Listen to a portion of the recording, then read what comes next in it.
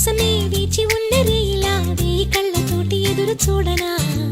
వానజల్లు కోసమే వేచి ఉన్న పైరులా గంపెడంత ఆశతోటి చూడనా అంటే పుట్టినప్పుడా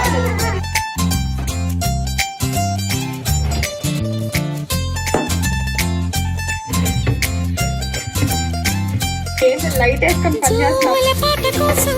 ఉయ్యాలలోన చంటి పాపలాగా